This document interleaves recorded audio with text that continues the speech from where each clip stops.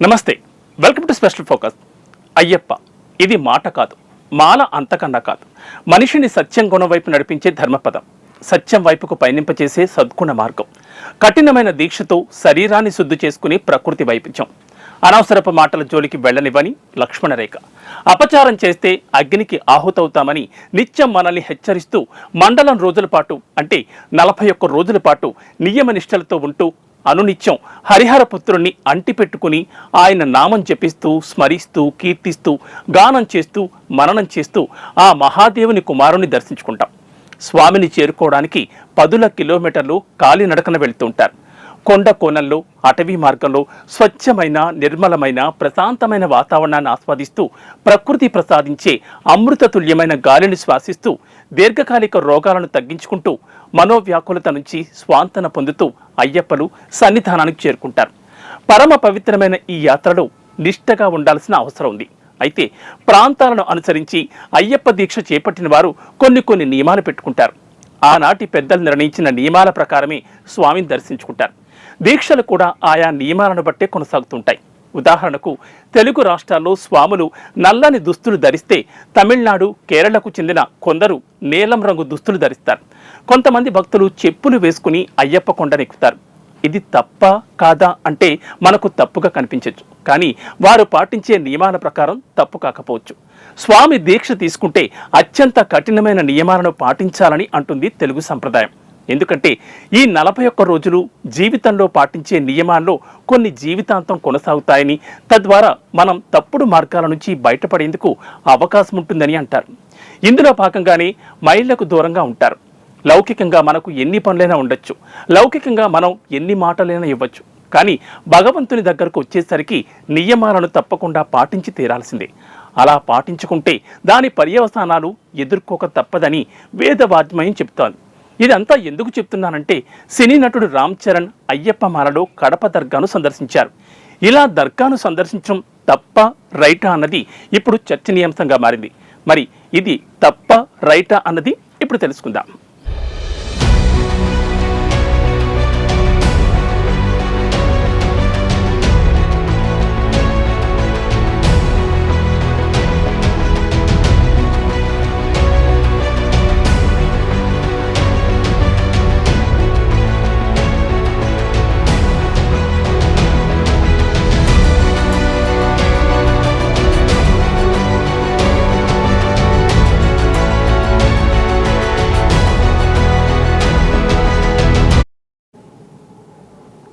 భిన్నత్వంలో ఏకత్వానికి నిదర్శనం భారతదేశం.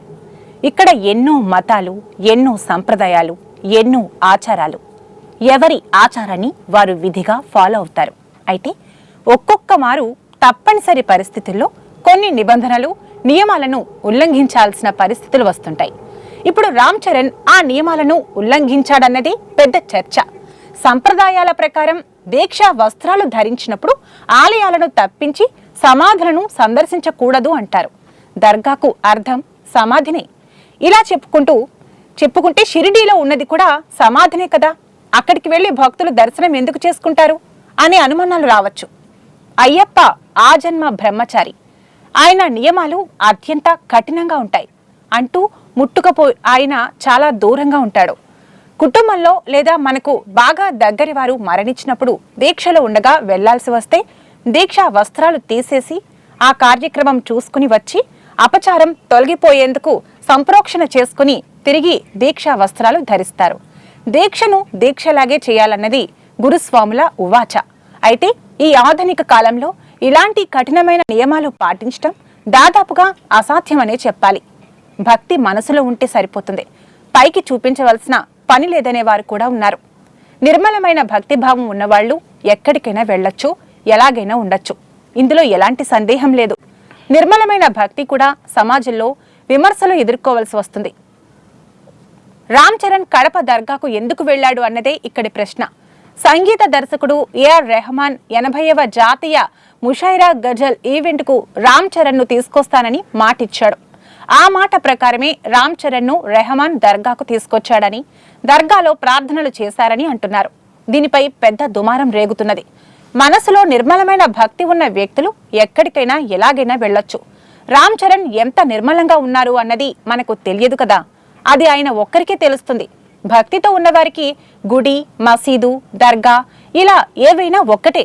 ఎందరో మహానుభావులు దీనిని నిరూపించారు కూడా.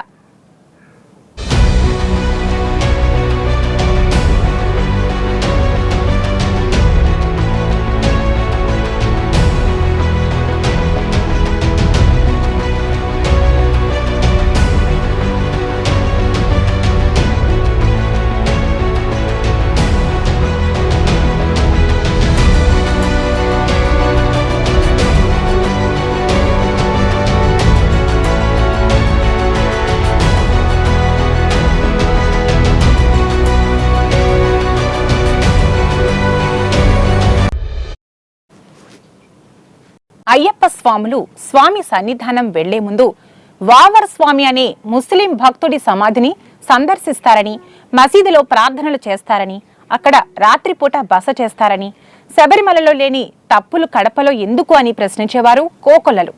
దీని మీదనే ఇప్పుడు పెద్ద చర్చ జరుగుతున్నది. వావర్ ఓ సూఫీ. ఆయన సూఫీ సిద్ధాంతాన్ని ప్రచారం చేసేందుకు సంకల్పించాడు. అయితే శబరిమల అయ్యప్పను చూసిన తర్వాత ఆయనకు ప్రియభక్తుడిగా మారిపోయాడు. నిత్యం ఆయన పాటలు పాడుతూ, ఆయన స్మరణ చేస్తూ, ఆయన నామం తలుస్తూ, ఆయన జపం చేస్తూ, ఆయన నేను భేదం కాదు, ఇద్దరు ఒక్కరే అనే విధంగా ఆయనతో మమేకమయ్యాడు. అయ్యప్ప భక్త కోటిలో ఆయన ప్రథముడు, అందులో సందేహం లేదు. మతం అడ్డు కాలేదు. భక్తి ఒక్కటే ఇద్దరిని ఒక్కటి చేసింది. మతతత్వాలు అనేవి మనిషి సృష్టించుకున్న అడ్డుగోడలే అని చెప్పేందుకు అయ్యప్ప వావర్ కథ ఒక్కటి చాలు. అయ్యప్ప భక్తులు కేరళలోని వావర్ మసీదులో ప్రార్థనలు చేయడం, మసీదును సందర్శించడం ఈనాటిది కాదు, గత 500 ఏళ్లుగా వస్తున్న సంప్రదాయం. ఇది ఆచారంగా మారింది.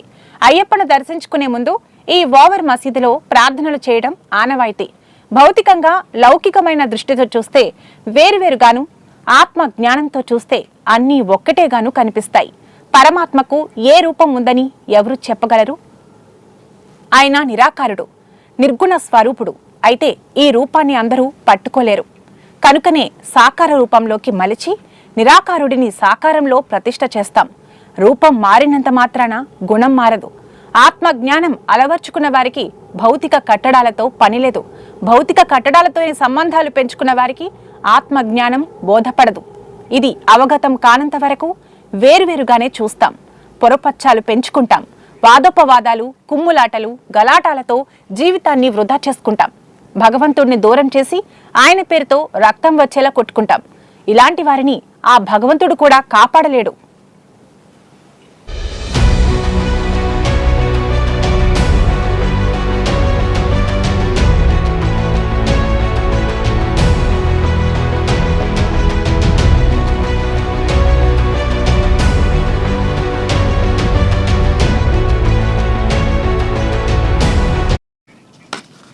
ఇది ఇవాటి స్పెషల్ ఫోకస్. మరో ఇంట్రెస్టింగ్ టాపిక్తో మళ్ళీ కలుద్దాం. నమస్తే.